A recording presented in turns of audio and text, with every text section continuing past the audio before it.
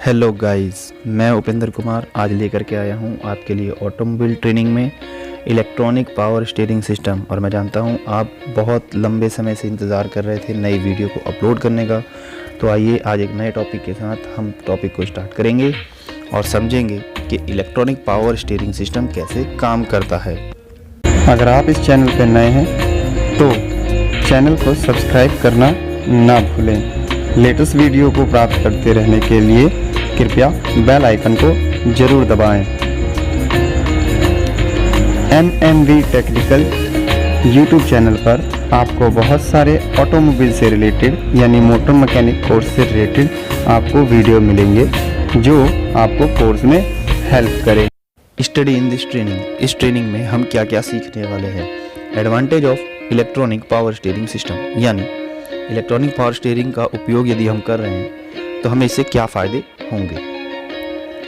Type of EPS system, यानी electronic power steering system कितने प्रकार के हो सकते हैं। Main part of electronic power steering system कि इसमें कौन कौन से मुख्य पार्ट होते हैं, कौन कौन से मेन भाग हैं जो कार्य करते हैं और वे किस प्रकार से कार्य करेंगे। यानी main part of electronic power steering system and his work, उनके कार्य। Layout of electronic power steering system, यानी लेआउट किस प्रकार का होगा उसके बारे में हम समझेंगे। Inspection of electronic power steering system, यानी यदि हमें जांच करनी है इस सिस्टम में तो हम किस प्रकार से इसकी जांच कर सकते हैं। फर्स्ट ऑफ ऑल अगर हम हिस्ट्री की बात करें तो सबसे पहला फर्स्ट पावर स्टीयरिंग सिस्टम जो है वो ऑटोमोबाइल के अंदर लाया गया था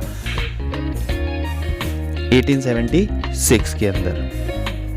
ट्रक के अंदर इसको अवेलेबल कराया गया था, जो कि इलेक्ट्रिक मोटर द्वारा असिस्ट किया जाता था ड्राइवर को टर्निंग के समय पर, यानी वाहन मोड़ते समय टायर को मोड़ने के लिए इसका उपयोग किया जाता था। और ट्रक्स में भी इसका उपयोग 1903 में आ गया था। अब बात कर लेते हैं advantage of electronic power steering system की। यदि हम इलेक्ट्रॉनिक पावर स्टीयरिंग सिस्टम इस्तेमाल कर रहे हैं, हाइड्रोलिक सिस्टम जो पहले आता था उसको हम इस्तेमाल नहीं कर रहे हैं, तो इलेक्ट्रॉनिक पावर स्टीयरिंग सिस्टम इस्तेमाल करने के हमें क्या क्या बेनिफिट मिलेंगे। तो फर्स्ट ऑफ ऑल पॉइंट की अगर हम बात करें, इम्प्रूव द फ्यूल एफिशिएंसी, यानी हमारे इंजन की जो क्षमता है, हमारे गाड़ी की जो क्षमता है वो इम्प्रूव हो जाएगी और फ्यूल एफिशिएंसी में हमें 3 से 5% का फ़ायदा प्राप्त होगा। क्यों? क्योंकि इसमें जो मोटर होती है वो बिजली की ताकत से घूमती है और इसमें ज़्यादा एक्सटर्नल पार्ट्स नहीं लगे हुए होते। Reduce the engine load, engine load जो है वो कम हो चुका है क्योंकि हाइड्रोलिक जो पावर स्टीयरिंग था उसमें हम हाइड्रोलिक पंप इस्तेमाल करते थे और इलेक्ट्रिक में हमें पंप की आवश्यकता नहीं होती। Reduce the weight, reduce the pollution of oil, यानी अब हम बात करें तो वज़न जो भार है वो भी क्या हो गया है, कम हो गया है, क्योंकि हाइड्रोलिक जो पंप है उसका अपना एक पर्टिकुलर वेट था और उसके यूजेस के लिए जो हमने और अनदर पार्ट्स ऐड किए थे उसका काफ़ी ज़्यादा वजन था। अगर हम कंपैरिजन करें इलेक्ट्रिक और हाइड्रोलिक स्टीयरिंग की, तो स्टीयरिंग जो हाइड्रोलिक वाला था उसमें बहुत अधिक भार यानी वजन था उस सिस्टम के अंदर, और जबकि हमारे पास जो इलेक्ट्रिक पावर स्टीयरिंग है उसमें वज़न कम होता है, तो रिड्यूस हो गया है वज़न। सेकेंड अगर हम बात करें, reduce pollution of oil. Hydraulic में जब भी हम इस्तेमाल करते थे तो ऑयल अगर लीकेज होता था तो वो ऑयल क्या होगा, कहीं ना कहीं गिरेगा, तो वो वेस्टेज होती थी, वो एक प्रकार का पोल्यूशन था। वो पोल्यूशन भी क्या हो गया, ड्रॉप आउट हो गया है। किसके इस्तेमाल पे? इलेक्ट्रॉनिक पावर स्टीयरिंग के इस्तेमाल से। Simple and comfort drive given to the driver, साधारण और कंफर्टेबल जो ड्राइव है वो हमारा इलेक्ट्रॉनिक पावर स्टीयरिंग सिस्टम दे पाता है as comparatively hydraulic system. Comfort at low and high speed driving, यदि आप वाहन को कम गति से चला रहे हैं या अधिक स्पीड से भी चला रहे हैं तब भी अच्छा कंफर्ट हमें प्राप्त होता है इलेक्ट्रॉनिक पावर स्टीयरिंग सिस्टम में। Comfort at low and high load at the car, यदि वाहन में एक मनुष्य बैठा है जो गाड़ी केवल चला रहा है तब गाड़ी का वजन एक अलग है यानी लो है, और यदि उसी में 5 आदमी बैठे हुए, 4 आदमी बैठे हुए तो उसका वजन ज़्यादा होगा। तो यानी कि यदि गाड़ी पर लोड कम है या लोड ज़्यादा भी है तब भी ये कंफर्ट हमें स्टीयरिंग के असेसमेंट करके देता है, तो इससे हमें बेनिफिट्स मिल जाते हैं। तो यहाँ पर हमने कुछ पॉइंट्स को डिस्कस किया जिसमें हमें पता चला कि एडवांटेज क्या मिल रहा है हमें इलेक्ट्रॉनिक पावर स्टीयरिंग सिस्टम का। आइए टॉपिक को आगे बढ़ाते हैं। टाइप ऑफ EPS सिस्टम यानी types of electronic power steering system.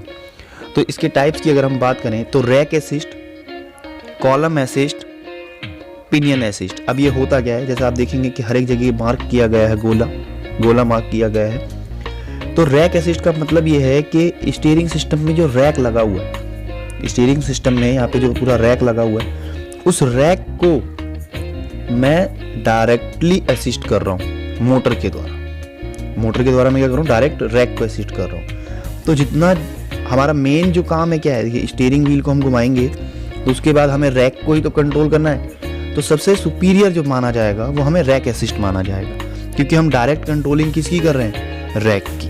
तो इसमें एरर होने के चांसेस कम होंगे और हमें ज़्यादा बेनिफिट मिल पाएगा। तो यहाँ पर रैक असिस्ट में क्या होगा, जो मोटर होगी वो कहाँ होगी, रैक के पास लगी हुई होगी। इसके बाद बात करते हैं कॉलम असिस्ट। कॉलम असिस्ट में जो स्टीयरिंग शाफ्ट है, जो कॉलम लगा हुआ है, उसको असिस्ट किया जाएगा।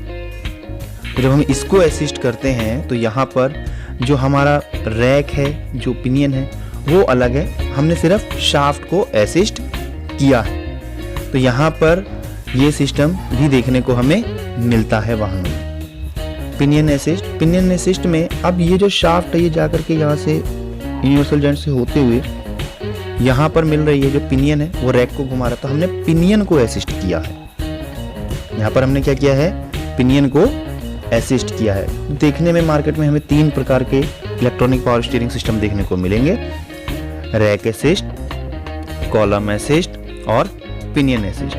अगर हम सुपीरियर होने की बात करें कि कौन सा सबसे ज़्यादा अच्छा रहेगा, तो सबसे पहले आएगा हमारा रैक असिस्ट, फिर आएगा हमारा पिनियन असिस्ट और फिर आएगा हमारा कॉलम असिस्ट। आइए अब आगे बढ़ते हैं नेक्स्ट टॉपिक की ओर। Main part of electronic power steering system. तो यहाँ पर हमने पूरी असेंबली यहाँ देखी है। अब इसके मेन पार्ट्स हम देख लेते हैं। Steering wheel, steering column, EPSCM यानी electronic power steering control module, universal joint, EPS motor, angle sensor जिसे हम टॉर्क सेंसर के नाम से भी जानते हैं, इसके अतिरिक्त इसको अन्य नामों से भी बुलाया जाता है, slip joint, rack and pinion assembly. तो यहाँ पर ये सभी मेन पार्ट्स हैं इसके जो इसमें उपयोग किए जाएंगे। आइए आगे बढ़ते हैं, टॉपिक को बढ़ाते हैं। Steering wheel respond to such driver inputs. Driver के इनपुट के द्वारा हमें पता चलता है कि स्टीयरिंग व्हील इस्तेमाल किया गया, यानी ड्राइवर ही इसको इस्तेमाल करेगा। अब इससे क्या होगा, ये एक डायरेक्ट मैकेनिकली है और इसको जब घुमाया जाएगा तो आगे और भी कंपोनेंट्स लगे हो सकते हैं गियर बॉक्सेस के जो घूमते हैं। और जिसमें ये सिस्टम नहीं होता उसमें क्या करता है, असिस्ट करने का काम करता है। हाइड्रोलिक पावर स्टीयरिंग की तरह हल्का सा असिस्ट करने का भी कार्य करेगा। वो कैसे करेगा वो हम समझेंगे। देखिए अगर यहाँ सेंटर से मैं बात करूँ तो इसका एक पर्टिकुलर डायामीटर है, तो जो डायामीटर है ये एक तरीके से टॉर्क को बढ़ाने का काम करेगा लीवरेज लॉ के थ्रू। तो हमें इस चीज़ का ध्यान रखना है। कई बार ये क्वेश्चन हम देखते हैं कि स्टीयरिंग व्हील इतना बड़ा क्यों होता है, छोटा डायामीटर क्यों नहीं रख सकते। तो असिस्ट करने के आधार पर ही हमें स्टीयरिंग व्हील का डायामीटर डिसाइड करना होता है। आइए आगे बढ़ते हैं। Steering wheel make the torque and help the driver. अब जो टॉर्क जनरेट हो रही है उसके तहत जो हमारा स्टीयरिंग व्हील है वो काम करेगा और हमें हमारे सिस्टम को एक टॉर्क प्रोवाइड करेगा। Steering wheel turning rotation depend on his gear box.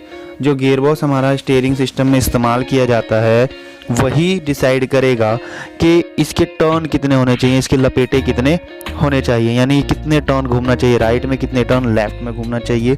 तो लाइक इसी तरीके से अगर हम देखें तो जो स्मॉल व्हीकल्स होते हैं उसमें 3 से 5 टर्न होते हैं टोटली, और हैवी व्हीकल्स में 8 से 12 हो सकते हैं। और यदि हम बहुत बड़े व्हीकल्स की बात करें जिनकी लेंथ बहुत ज़्यादा होती है, दूरी बहुत ज़्यादा होती है, यानी वाहन को रेडियस में घुमाने के लिए बहुत ज़्यादा दूरी तय करनी पड़ती है या उनमें बहुत ज़्यादा वज़न होता है, वहाँ पर आपको इनका ये जो टर्निंग है ये ज़्यादा देखने को भी मिल जाएगा। Some control button use in steering wheel. Steering wheel पर हमें बहुत सारे ऐसे यहाँ पर बटन देखने को मिलते हैं, लाइक हॉर्न के लिए, म्यूज़िक के लिए एंड कॉल कंट्रोल्स के लिए। इसके अलावा एयरबैग्स लगा हुआ है तो भी हमें वायरिंग देखने को मिल जाती है।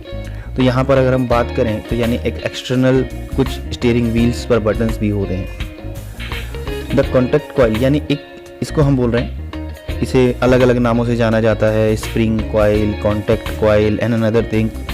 तो इसमें होता क्या है कि ये जो हमारा कॉइल सिस्टम है, ये जो हमारी वायरिंग का एक पार्ट है, ये क्या करेगा कि स्टीयरिंग व्हील का कोई भी कंडीशन हो तो हमारे यहाँ जो म्यूजिकल बटन्स लगे हुए हैं या जितने भी बटन एक्सेसरीज लगी हुई हैं उनको वायरिंग कनेक्टिविटी देने का काम करेगा। ठीक है, चाहे स्टीयरिंग आपने लेफ्ट साइड में पूरा टर्न कर रखा हो या राइट साइड में पूरा टर्न कर रखा हो, तो इन सभी सिस्टम्स को पर्टिकुलर वायरिंग का अटैचमेंट मिला रहे, इसके लिए हम इस कॉइल को लगाते हैं। ये कॉइल जो है इसके जस्ट नीचे की तरफ फिटमेंट होती है। The contact coil is the lower side of steering for connecting wire to the horn, pad and buttons के लिए और हॉर्न के लिए इसका इस्तेमाल देखने को मिलता है। आई होप आपको यहाँ तक ये चीज़ें क्लियर हुई हैं। अब हम आगे बढ़ेंगे टॉपिक में।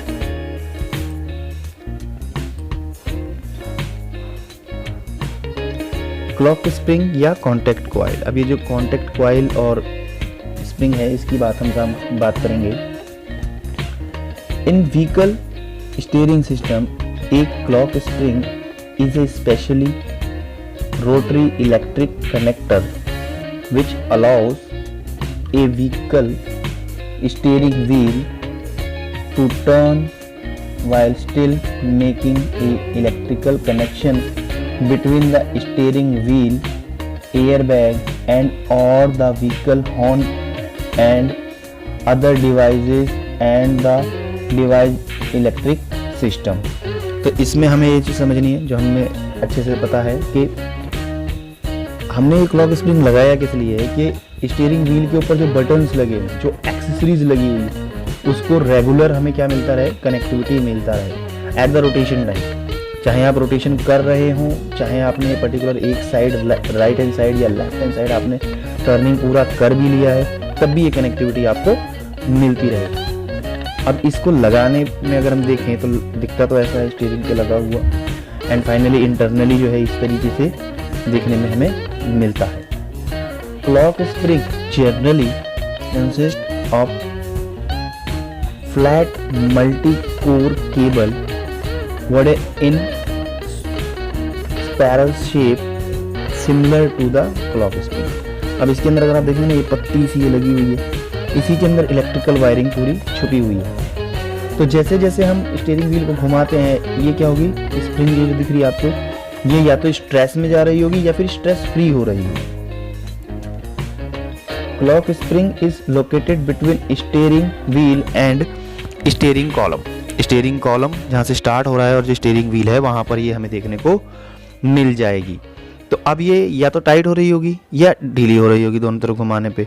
तो इसको न्यूट्रलाइज करके ही हमें लगाना चाहिए, यानी सेंट्रलाइज करके ही हमें इसको फिट करना चाहिए। जैसे स्टीयरिंग हमने बिल्कुल सेंटर कर लिया, बिल्कुल स्ट्रेट कर लिया है, उसके बाद इसको न्यूट्रलाइज करने के बाद ही हमें लगाना चाहिए। यदि ओवर द डायरेक्शन इसको लगाया गया और आपने मान लीजिए एक साइड ज़्यादा कर दिया, एक साइड कम कर दिया, तो होगा क्या कि जब आप स्टीयरिंग को घुमाएंगे तो ये जो फ्लैप आप देख रहे हैं ना, जो पत्ती सी देख रहे हैं, इसमें जो वायरिंग कनेक्टिविटी है वो क्या होगी, बीच में से टूट जाएगी, और टूटने की वजह से स्पार्क जनरेट हो सकता है, बहुत मामूली स्पार्क। और अगर वो स्पार्क, जैसे आप यहाँ वायरिंग देख रहे हैं ना, ये वाली, ये एयरबैग की वायरिंग लगी हुई है, अगर गलती से भी वो स्पार्क एयरबैग की वायरिंग के साथ कनेक्ट हुआ तो आपका एयरबैग खुल सकता है, तो बहुत ज़्यादा मेजर हो सकता है ये काम। तो इसी वजह से हमें ये ध्यान रखनी है कि यदि किसी भी प्रकार की लाइट हमें ग्लो करती हुई मिल रही है तो हमें तुरंत इसके रिगार्डिंग, अगर कोई लाइट ग्लो कर रही है तो हमें तुरंत इसको रिपेयर करवाना चाहिए और इसको दिखाना चाहिए कि इसमें क्या प्रॉब्लम आ रहा है। Otherwise may be as chances कि आपकी गाड़ी का एयरबैग अपने आप ही डिप्लॉय हो सकता है, खुल सकता है। तो स्पेशली प्लीज़ ध्यान रखें इस चीज़ का, इंश्योर रखें कि ये जो है सही प्रकार से लगा हुआ हो। इसीलिए सभी कंपनियां इसको सही प्रकार से लगाने और यूज़ करने के लिए गाइडलाइन भी फॉलो करवाती हैं। तो आई होप क्लॉक स्प्रिंग के बारे में यानी कनेक्टिंग कॉइल के बारे में आपने बहुत कुछ सीखा और समझा। आइए टॉपिक को आगे बढ़ाते हैं। Steering collapse column and tilting. अब ये टिल्टिंग क्या होती है और कोलैप्स कॉलम क्या होता है ये हम समझेंगे। तो सबसे पहले हम बात करेंगे टिल्टेड। टिल्टेड का मतलब है a lever shown near by the steering wheel, the lever used to adjust the steering wheel, after that lock that lever. तो हम करते क्या हैं कि जो हमारा स्टीयरिंग व्हील है इसकी हम पोजीशन बदल सकते हैं, अप डाउन लेफ्ट राइट। तो इसकी पोजीशन बदलने के लिए नियर बाय एक लीवर दिया हुआ होगा, उस लीवर को आप डाउन कीजिए यानी अनलॉक कीजिए और आप स्टीयरिंग व्हील को अपनी सुविधा अनुसार एडजस्ट कर सकते हैं। Note this function is not given in all vehicle. आपको सभी व्हीकल में ये फंक्शन दिया गया हो ये जरूरी नहीं है। तो ध्यान दीजिए कि कौन कौन से तरीके हो सकते हैं। एक हो सकता है स्टीयरिंग जो है वो right and left hand side जा सकता है। एक फीचर है जिसमें ये अप एंड डाउन जा सकता है, ऊपर और नीचे की तरफ। और एक हो सकता है अंदर और बाहर की तरफ आ सकता है। तो ये feature according to the vehicle दिया जाता है। इसके फीचर्स में अगर हम बात करें कि ऐसा क्यों है, ज़्यादातर इसमें जो फीचर हमें वाहनों में देखने को मिलेगा ना, वो मिलेगा कि स्टीयरिंग व्हील को आप ऊपर तथा नीचे कर सकते हैं। क्यों? क्योंकि गाड़ी चलाने वाला आदमी मोटा हो सकता है, पतला भी हो सकता है, इस हिसाब से इसको एडजस्ट किया जा सके। तो कहीं ना कहीं जो टिल्टेड स्टीयरिंग होता है वो हमारे कंफर्टेबल जोन में अगर हम देखें तो उसके काम आता है। आइए अब हम बात करेंगे कोलैप्स स्टीयरिंग के बारे में। The collapse steering column is a mechanism that is used to transfer energy from the steering wheel into the gearbox। यानी अब यहाँ से अगर आप स्टीयरिंग व्हील को घुमाएंगे तो ये जो कोलैप्स स्टीयरिंग है ये क्या करेगा कि आपकी लगाई हुई जो ताकत है उसको आगे की तरफ गियर बॉक्स की तरफ जाने देगा। पहला तो काम इसका ये हुआ। आगे बढ़ते हैं। Steering wheel is gone inside if the more force apply on the steering wheel. अब स्टीयरिंग व्हील को आप रोटेट कर रहे हैं, ठीक है, लेकिन अगर गलती से इसके ऊपर इम्पैक्टेड होता है कुछ, जैसे मान लीजिए गाड़ी एक्सीडेंट होता है और आपका हेड या कुछ भी इस स्टीयरिंग पर आकर के लगता है तो बहुत ज़्यादा इंजरी कर सकता है, चोट लग सकती है इससे। तो यहाँ पर कोलैप्स स्टीयरिंग का इस्तेमाल किया जाता है। कोलैप्स स्टीयरिंग क्या करेगा, पहले मान लीजिए ये वाली आप डॉट देखिए, पहले ये वाली, तो इसके बीच में देखेंगे डिस्टेंस ज़्यादा है, लेकिन जैसे ही कोई इम्पैक्ट लगा तो ये क्या हुआ, देखिए डिस्टेंस कम हो गया। यानी ये क्या होगा, स्टीयरिंग व्हील हल्का सा अंदर आ जाएगा यहाँ पर नीचे की तरफ, और जब ये अंदर की तरफ धस जाएगा तो हमारे को इम्पैक्ट यानी हमारे फेस को जो चोट लगने वाली थी उस चोट की जो क्वांटिटी है वो क्या हो जाएगी, थोड़ी सी कम हो जाएगी। ठीक है, तो क्यों होता है ऐसा, क्योंकि इसमें प्लास्टिक्स के लॉक्स लगे हुए होते हैं। वो लॉक्स जो होते हैं वन टाइम यूज़ होते हैं। देखिए यहाँ लिखा this part is use only one time use, तो सिर्फ वन टाइम यूज़ होते हैं। लेकिन ध्यान दें इस चीज़ को कि कभी भी अगर आप रिपेयर कर रहे हैं तो कभी भी वेल्डिंग करके ना लगवाएं। इसके लिए कोलैप्स स्टीयरिंग ओरिजिनलिटी ही लगवाना है, हमें ध्यान देना है इस चीज़ का। Note this function is given in all vehicles. आप जितने भी वाहन देखेंगे उन वाहनों में, बेसिकली हम यहाँ पैसेंजर व्हीकल्स की बात कर रहे हैं, पैसेंजर व्हीकल्स जितने भी हैं उसमें आपको ये कोलैप्स स्टीयरिंग देखने को मिलेगा। ये फंक्शनैलिटी इसकी अलग अलग हो सकती है, लॉक करने का तरीका यहाँ पर अलग अलग हो सकता है, बट मैकेनिज्म जरूर दिया गया होगा। ईपीएस मोटर, अब हम समझेंगे कि ईपीएस मोटर क्या होती है। A position sensor is a sense that measure of the mechanical position. अब ये जो मोटर होती है ना, इस मोटर में एक पोजीशन सेंसर लगा होता है जो सेंस करता है कि एक्चुअल में पोजीशन कहाँ पर है इस मोटर का। ए पोजीशन सेंसर में इंक्लूड एब्सोल्यूट पोजीशन यानी लोकेशन का पता लगाता है, और रिलेटिव पोजीशन डिस्प्लेसमेंट यानी कितना मोटर जो है वो आगे की तरफ बढ़ चुका है, टर्निंग कितनी आगे की तरफ फॉरवर्डली बढ़ चुकी है, इसका भी इंफॉर्मेशन पता लगेगा। In term of linear travel rotation angle, यानी अब यहाँ पर अगर हम मोटर को देखें, यहाँ पे अगर ध्यान दें, अब ये मोटर है, अगर इस मोटर को 4 राउंड घुमा दिया गया है तो यहाँ पर इस वाले शाफ्ट का, ये जो शाफ्ट है, इस शाफ्ट की लोकेशन कहाँ पर है, पोजीशन कौन सी है, इस चीज़ का ज्ञान जो है सेंसर के द्वारा आगे पता चलता है। अगर हम बात करें ऑपरेटिंग टेम्परेचर की, तो जो मोटर है हमारी ये -40 से लेके 85 डिग्री के टेम्परेचर तक चल सकती है, अच्छा वर्किंग करेगा। रिलेटेड वोल्टेज की अगर हम बात करें तो इस मोटर को चलाने के लिए लगभग 9 से 12 वोल्ट चाहिए। अगर हम रेट करंट की बात करें तो 70 से 80 एम्पियर का करंट होना चाहिए इस मोटर को चलाने के लिए। Phase 3 Bush less AC motor होती है ये, यानी इसको हम बुश लेस भी कह सकते हैं, बुश टाइप भी कह सकते हैं। सभी कंपनियां अपने अपने हिसाब से इसका इस्तेमाल करती हैं। बुश टाइप में बुश लगे हुए होते हैं, बुश लेस में बुश नहीं लगे हुए होते। पोजीशन सेंसर यहाँ पर इस्तेमाल किया जा सकता है, वो आप देखेंगे अभी कि बहुत सारे पोजीशन सेंसर्स होते हैं, तो हमें कौन सा इकोरेट इस्तेमाल करना है, तो ज़्यादातर हॉल IC या इंडक्टिव टाइप हमें सेंसर देखने को मिल जाएगा। Torque and angle sensor type, अब ये जो सेंसर है ये 2 प्रकार के हो सकते हैं। एक हो सकता है नॉन कॉन्टैक्ट टाइप और एक हो सकता है कॉन्टैक्ट टाइप, यानी जो यहाँ पर कोई व्हील लगा हुआ है इसके साथ ही कोई मैकेनिज्म अटैच हो, वो चलेगा तभी चले और रीडिंग बताए। तो यहाँ पर EPS मोटर के बारे में हमें इन्फॉर्मेशन मिला। EPS मोटर क्या करती है कि जो मोटर है वो घूमेगी और आगे चल कर के हमारे जो शाफ्ट के ऊपर लगा हुआ जो व्हील है उसको वो घुमाने का काम करेगी, और इस पे सेंसर भी लगा हुआ होता है जो बताता है कि मोटर को कितनी दिशा में घुमाया गया और वह कितना घूम के वर्क कर चुकी है। चलिए अब आगे बढ़ते हैं टॉपिक में। EPS motor, the controller given the supply to motor for forward and reverse motion to change by the power supply. अब ये जो मोटर है ये दोनों दिशाओं में घूमती है, राइट हैंड साइड भी घूमेगी, लेफ्ट हैंड साइड भी टर्निंग करेगी। तो कैसे करती है, तो इसमें पावर सप्लाई जो होती है उसको इंटरचेंज कर देते हैं, यानी पॉजिटिव को नेगेटिव, नेगेटिव को पॉजिटिव। तो मोटर की डायरेक्शन क्या होगी, वो चेंज हो जाएगी। जो CPU है वो इसको कंट्रोल करेगा behalf of the sensors reading according to the feedback of sensor, sensor के फीडबैक पर काम करेगा।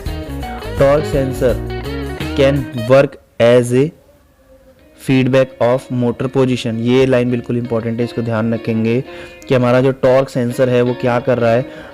तो इस प्रकार हमने इसको समझा कि EPS जो है वही क्या करेगा, पावर स्टीयरिंग का जो मॉड्यूल है उसमें जो EPS लगा हुआ है वो सेंसर के बेसिस पर मोटर की जो सप्लाई है उसको इंटरचेंज कर देगा। किस यहाँ पर जो है फील्ड इफेक्टिव जो है ट्रांजिस्टर्स लगे हुए हैं जिसके द्वारा क्या होगा कि सप्लाई जो है वो इंटरचेंज कर दी जाएगी मोटर के लिए।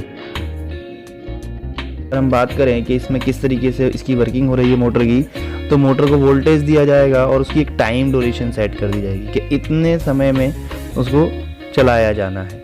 अब उसको राइट हैंड साइड घुमाना है, लेफ्ट हैंड साइड घुमाना है, वो चीज़ डिसाइड कौन करेगा, CPU डिसाइड करेगा।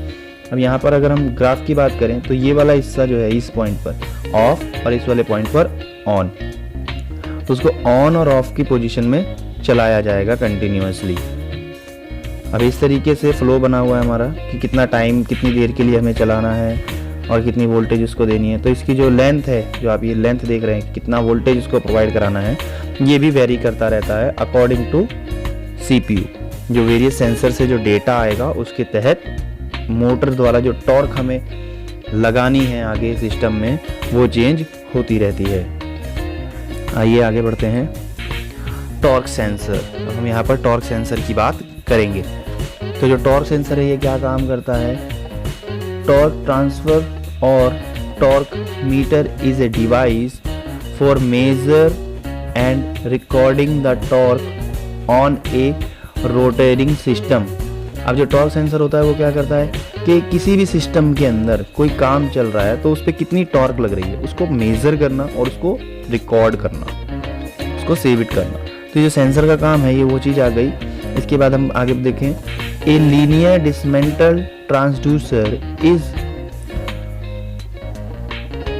स्लेंटली a magneto transfer having one primary winding. अब यहाँ पर जो लीनियर डिसमेंटल ट्रांसड्यूसर ट्रांसफार्मर टाइप में होता है उसकी हम बात कर रहे हैं, तो एक ये भी प्रकार का टाइप है।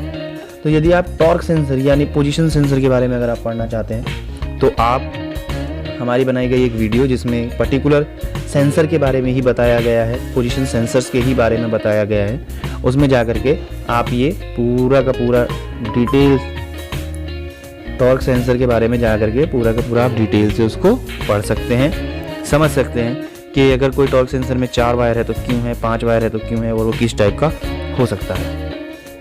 तो यहाँ पर अगर हम इस सेंसर की बात करें तो ये सेंसर किस तरीके से कार्य कर रहा है, देखिए यहाँ पर एक कॉइल है, इसके अंदर जो है प्राइमरी कॉइल है, ये हमारी सेकेंडरी कॉइल है, और इसके बीच में एक जो है हमारा आयरन कोर लगा हुआ है, ठीक है। अब मान लीजिए मैंने इसमें एक पर्टिकुलर सप्लाई दे दिया है, तो जैसे ही मैं सप्लाई दूंगा तो प्राइमरी में क्या होगा कि एक पर्टिकुलर वोल्टेज जनरेट हो जाएगी, करेक्ट, यानी एक मैग्नेटिक फील्ड जनरेट हो जाएगी। अब ये जो कोर है ये यदि ट्रैवल करती है ऊपर तथा नीचे की तरफ, ऊपर तथा नीचे की तरफ, तो होगा क्या कि जो मैग्नेटिक फील्ड है वो ट्रांसफर हो सकती है। तो यहाँ ये जो दोनों कॉइल हैं, इन कॉइल के अंदर वोल्टेज में क्या होगा, चेंजिंग आने लगेगी, और इस चेंजिंग से हमें क्या पता चलेगा कि इस कोर ने कितना अप एंड डाउन मोशन किया है। और ये अप एंड डाउन मोशन किस पे डिपेंड करेगा कि हमने कितना स्टीयरिंग टर्न किया। मान लीजिए स्टीयरिंग को राइट हैंड साइड पूरा टर्न किया तो ये यहाँ आ गया, लेफ्ट हैंड साइड टर्न किया तो ये यहाँ पर आ गया, और अगर सेंटर में है तो बिल्कुल बीचों बीच में रहेगा। तो इस तरीके से जो डेटा यहाँ सेकेंडरी कॉइल के अंदर बनेगा उसके तहत हमें पता चल जाएगा कि पोजीशन क्या है, हमें पोजीशन का पता चलेगा। अब बात कर लेते हैं कि किस तरीके से हमें टॉर्क का पता चलेगा। अगर राइट हैंड साइड से लेफ्ट हैंड साइड जाते समय कितनी स्पीड से ये जो आयरन कोर है कितनी स्पीड से आगे की तरफ गई, और डाटा जो है एक पर्टिकुलर समय में कितनी स्पीड से चेंज हुआ, तो हमें इस चीज का ज्ञान हो जाएगा कि कितना टॉर्क अप्लाई किया गया है। तो ये एक LDTD टाइप का है हमारा सेंसर।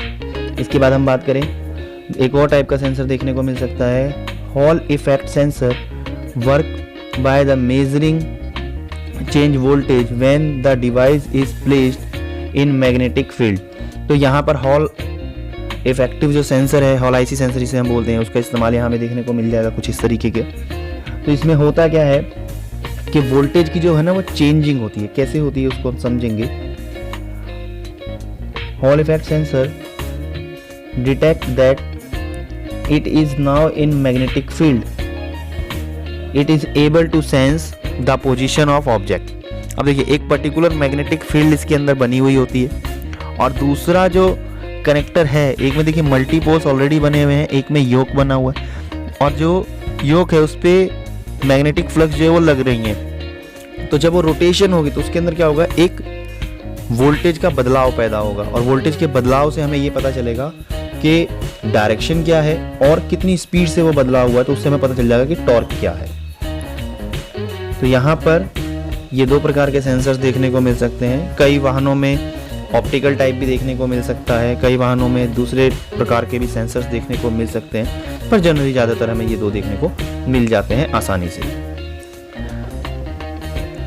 आगे बढ़ते हैं टॉपिक में, स्लिप जॉइंट, यूनिवर्सल जॉइंट।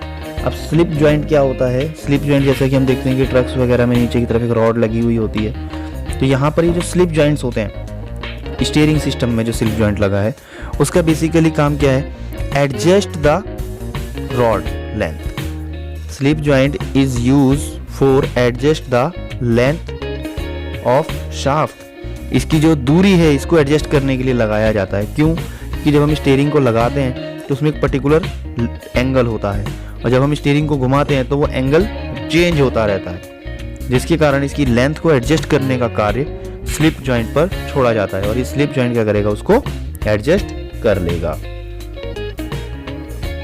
अब बात कर लेते हैं यूनिवर्सल जॉइंट का। जैसे कि आपने यहाँ तस्वीरों में देखा, तो यहाँ पर देखिए इस जगह पे भी यूनिवर्सल जॉइंट लगा है, इस जगह पे भी लगा हुआ है। तो क्यों लगा रहे हैं इसको? Commonly use in shaft that transmit rotary motion, it consists of a pair of hubs location locked together, oriented 90 degree each other, connect by the cross shaft। अब इसका जो डिज़ाइन है इसमें क्रॉस शाफ्ट लगी हुई है जो 90 डिग्री के एंगल पे बनी हुई है और एक दूसरे के साथ जुड़ी हुई होती है। हम इसे अपने इन पार्ट्स में क्यों लगा रहे हैं स्टीयरिंग सिस्टम में? ताकि यदि हम कोई पर्टिकुलर एंगल प्रोवाइड कर रहे हैं और पावर ट्रांसमिट कर रहे हैं पर्टिकुलर एंगल पे, तो 90 डिग्री के एंगल तक जो हमारा यूनिवर्सल जॉइंट होता है वो पावर को आसानी से ट्रांसफर कर पाता है विदाउट एनी डिस्टर्बेंस, किसी प्रकार के डिस्टर्बेंस के बगैर। तो आई होप यूनिवर्सल जॉइंट के बारे में हम लोग समझ चुके हैं। आइए आगे बढ़ते हैं। Rack and pinion steering is quickly becoming the most common type of steering on cars, small trucks and XUV. यानी जो स्टीयरिंग में सिस्टम में जो इस्तेमाल हो रहा है रैक एंड पिनियन, सबसे ज़्यादा इस्तेमाल होने वाला है और कार, मिनी ट्रक्स और एक्सयूवी में हमें ये देखने को मिल जाता है। The pinion gear is located to the steering shaft when you turn the steering wheel. तो जब आप पिनियन को घुमाएंगे तो क्या होगा, जो शाफ्ट है हमारी ये वाली, ये शाफ्ट भी क्या होगी, टर्न होगी। Wheel, steering wheel, the gear pins moving the rack. अभी जो रैक है ये क्या करेगा, मूव करने लगेगा। It's convert rotary motion of steering wheel into the linear motion need to the turn of vehicle. जब आप पिनियन को घुमाएंगे तो क्या होगा, ये अगर आप पिनियन को घुमाएंगे तो ये रोटरी मोशन आप यहाँ से प्रोवाइड करेंगे इसको, तो रोटरी मोशन प्रोवाइड हो गया। उसके से लीनियर मोशन मिल गया किसको, रैक को, और उसके तहत हमारा क्या घूमेगा, उसके तहत हमारे घूमेंगे व्हील्स। यहाँ पर व्हील्स लगा हुआ होता है, उसके साथ जुड़ा हुआ होता है, तो व्हील्स क्या होंगे, टर्न हो पाएंगे। It is provides a gear reduction. अब गियर रिडक्शन का मतलब क्या है यहाँ पर, ये हमें समझना बहुत जरूरी है। गियर नियम के अकॉर्डिंग क्या कहते हैं, ये बड़ा गियर छोटे गियर को घुमाता है, छोटा गियर बड़े गियर को घुमाता है, करेक्ट। तो यहाँ पर क्या है कि यदि ये पिनियन अगर आप देखें तो ये पिनियन यदि 4 बार घूमेगा तो इस लेंथ को एक बार ही केवल कवर करेगा। तो यहाँ पर जो रिडक्शन है वो भी हमें देखने को मिल जाता है, यानी छोटे गियर से किसी बड़े गियर को घुमाने से टॉर्क, जिसे हम बोलते हैं एक तरीके से इनडायरेक्टली, कि टॉर्क का भी बेनिफिट हमें रैक एंड पिनियन में देखने को मिलता है विदाउट गियर अरेंजमेंट। हमने यहाँ गियर अरेंजमेंट नहीं भी किया है तब भी हमें वो बेनिफिट मिल जाता है गियर रिडक्शन का। लेआउट ऑफ ईपीएस सिस्टम, यानी इलेक्ट्रॉनिक पावर स्टीयरिंग सिस्टम के लेआउट की अगर हम बात करें तो इसमें क्या क्या चीज़ें हमारे लिए रिक्वायरमेंट होती हैं, क्या क्या चीज़ें इनपुट आउटपुट काम करते हैं। तो यहाँ पर ये जो लिस्ट है आप इनपुट की देख रहे हैं, यानी वे डेटा जिसकी ज़रूरत electronic power steering control module को ज़रूरत पड़ेगी। और यहाँ पर देख रहे हैं आप एक्चुएटर्स, यानी कि आउटपुट डिवाइसेस जिसको electronic power steering control unit काम करवाएगा। तो have a look. Engine speed, engine की स्पीड क्या है इसकी जानकारी मिलेगी CKP sensors by the ECM. ECM जो है ये डेटा कैन कम्युनिकेशन के थ्रू इसको प्रोवाइड कराएगा। व्हीकल स्पीड, वाहन किस गति के साथ चल रहा है इसका भी डाटा मिलेगा। Torque sensor, power steering system में यानी इलेक्ट्रॉनिक पावर स्टीयरिंग सिस्टम में जो टॉर्क सेंसर लगा हुआ है उसका डाटा प्रोवाइड किया जाएगा। पावर सप्लाई, ईपीएस को पावर सप्लाई प्रोवाइड की जाएगी। कैन कम्युनिकेशन, यानी कोई डेटा ईपीएस कंट्रोल सिस्टम का यदि किसी और सिस्टम के लिए रिक्वायरमेंट है या किसी और सिस्टम का डेटा इसके लिए रिक्वायरमेंट है तो वो डेटा भी ट्रांसफर किया जाएगा। ये हो गया हमारे इनपुट्स।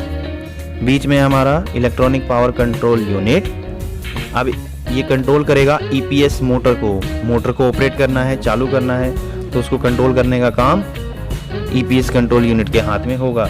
यदि कोई मल फंक्शनिंग आ जाती है, कोई ट्रबल आ जाता है मोटर में या फिर पर्टिकुलर डेटा में जो भी सेंसर के थ्रू आ रहा है, तो ऐसी कंडीशन में जब ईपीएस कंट्रोल यूनिट को कोई कंफ्यूजन लगेगा कि ये काम सही से नहीं हो पा रहा, तो क्या करेगा, एमआईएल लाइट को ऑन करवा देगा, जिससे हमारी एमआईएल लाइट क्या हो जाएगी, ऑन हो जाएगी और ड्राइवर को पता चल जाएगा कि ईपीएस सिस्टम में कोई ट्रबल आ गया है। आइए टॉपिक को आगे बढ़ाते हैं। लेआउट के बाद inspection of electronic power steering system. तो इंस्पेक्शन में हम क्या क्या चीज़ें बेसिकली ध्यान रख सकते हैं वो एक बार देखेंगे। Steering wheel free play, steering का जो व्हील होता है उसमें एक फ्री प्ले होनी बहुत ज़रूरी है। तो उस फ्री प्ले की हमें जांच करनी है, जो मैक्सिमम हम देखते हैं कि 10 से 40 mm तक की देखने को हमें मिल जाती है छोटे वाहनों में। बड़े वाहनों में इसकी संख्या 80 mm तक भी जा सकती है। Steering wheel working force, yes, steering wheel को चलाने के लिए कितनी ताकत आपको लगानी पड़ रही है at the starting position. Driver कितनी ताकत उसको चलाने के लिए लगाता है, वो चीज़ डिपेंड करती है कितनी हो सकती है, 20 से लेके 45 न्यूटन तक। यानी इतनी ताकत का इस्तेमाल एक यूज़र को करना पड़ेगा इस स्टीयरिंग को चलाने के लिए। जबकि बड़े हैवी ट्रक्स या फिर जो हमारे एक्सयूवी गाड़ियाँ होती हैं उनमें इसकी संख्या ज़्यादा हो सकती है। यानी नंबर्स बढ़ सकते हैं। लगभग 90 या 120 न्यूटन का फोर्स भी वहाँ पर एप्लीकेबल हो सकता है। Rack and pinion plate, rack and pinion यानी जो गियर हमारा गियर बॉक्स लगा हुआ है स्टीयरिंग का, रैक एंड पिनियन का, उन दोनों के बीच में जो गैप है, देखिए इसके यहाँ पर आप देखेंगे ना, यहाँ पर एक पर्टिकुलर गैप है इन दोनों के बीच में। तो ये जो गैप है ये कितना होना चाहिए? यदि गैप बहुत ज़्यादा होगा तो साउंड आ सकता है, नॉइस आ सकती है, और साथ ही वर्किंग के दौरान सही प्रकार से हम एफर्ट नहीं लगा पाते। इसके लिए यहाँ पर जो गैप है वो पर्टिकुलर जितना बताया गया है उतना होना अनिवार्य है। यदि ज़्यादा गैप हो जाता है तो इसकी जांच हमें करनी चाहिए। छोटे वाहनों में हमें कम गैप देखने को मिलेगा, जबकि बड़े वाहनों में ज़्यादा गैप देखने को मिल सकता है। Tight properly the all nut bolts with specific torque, इस बात का विशेष हमें ध्यान रखना है कि जितने भी हमारे सिस्टम में, स्टीयरिंग सिस्टम में जितने भी हमारे स्टीयरिंग सिस्टम में नट बोल्ट्स लगाने के लिए बोला गया है उसका एक पर्टिकुलर टॉर्क है और उसकी जांच हमें करनी चाहिए कि हमने सही टॉर्क पे ही नट बोल्ट्स को टाइट किया हो। अब बात कर लेते हैं चेक करने के लिए ईपीएस मोटर को कैसे हम चेक करेंगे।